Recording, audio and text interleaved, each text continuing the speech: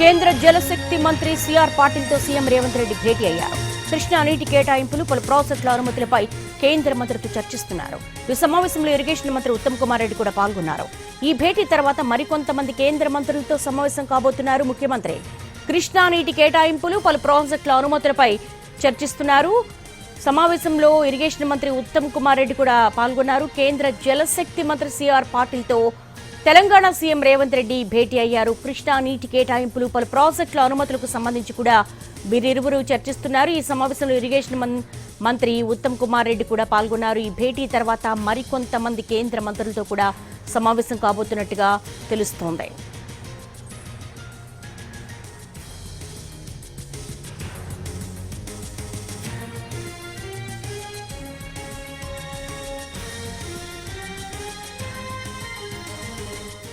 కేంద్ర జలశక్తి మంత్రి CR పాటిల్తో CM Revanth Reddy భేటీ అయ్యారు. కృష్ణా నీటి కేటాయింపులు, పలు ప్రాజెక్టుల అనుమతులపై కేంద్ర మంత్రితో చర్చిస్తున్నారు. ఢిల్లీ నుంచి హైలైట్స్ ఏంటో మా ప్రతినిధి రాజును అడిగి తెలుసుకుందాం. రాజు, కేంద్ర మంత్రితో నీటి కేటాయింపులు, ప్రాజెక్టులకు సంబంధించి చర్చిస్తున్నారు. ఈ భేటీ తర్వాత ఇతర కేంద్ర మంత్రుల అపాయింట్మెంట్స్ ఎగ్జాక్ట్ గా ఎన్ని గంటలకు ఖరారయ్యాయి?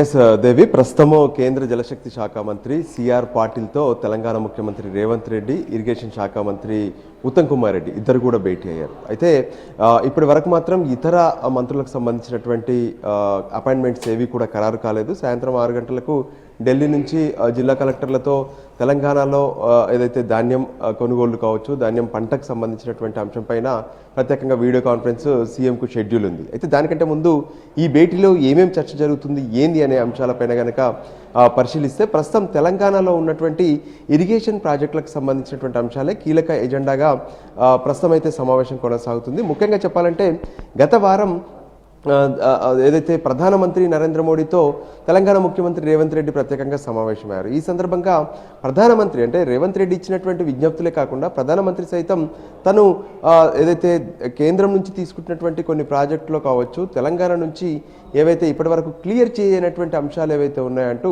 వాటికి సంబంధించినటువంటి ఒక జాబితాను కూడా ఇచ్చారు. సో అందులో ముఖ్యంగా చూస్తే 3 ప్రాజెక్టులకు సంబంధించి, అంటే అందులో 3 ఇరిగేషన్ ప్రాజెక్ట్స్ ఉన్నాయి. ఆ ఇరిగేషన్ ప్రాజెక్టులకు సంబంధించి దాదాపు 18,000 కోట్లకు పైగా దానికి సంబంధించినటువంటి నిధుల విషయంలో కూడా క్లియరెన్స్ చేయాల్సినటువంటి అవసరం ఉందని చెప్పి ప్రధానమంత్రి ఇచ్చినటువంటి లేఖలో ఉంది. దానిపైన వెంటనే తను ఢిల్లీ నుంచి హైదరాబాద్ వెళ్ళిన తర్వాత ముఖ్యమంత్రి ఇరిగేషన్ అధికారులతో కూడా ఈ విషయంలో చర్చించారు. అయితే ఆ ప్రాజెక్టులకు సంబంధించి కొంత ఏదైతే మళ్ళీ వాటిని మార్పులు చేర్పులు చేసినట్టుగా తెలుస్తుంది. వాటికి సంబంధించినటువంటి పూర్తి స్థాయి లెక్కలతో మరోసారి ఆ రిపోర్ట్ను ఇటు కేంద్ర జలశక్తి శాఖ మంత్రికి సిఆర్ పాటిల్కి సమర్పిస్తున్నారు. ఇక దాంతోపాటు ఇప్పటి వరకు ప్రత్యేకంగా ఏదైతే తెలంగాణకు సంబంధించి అంటే కృష్ణా జలాల వాటాకు సంబంధించి ఒక వివాదం అయితే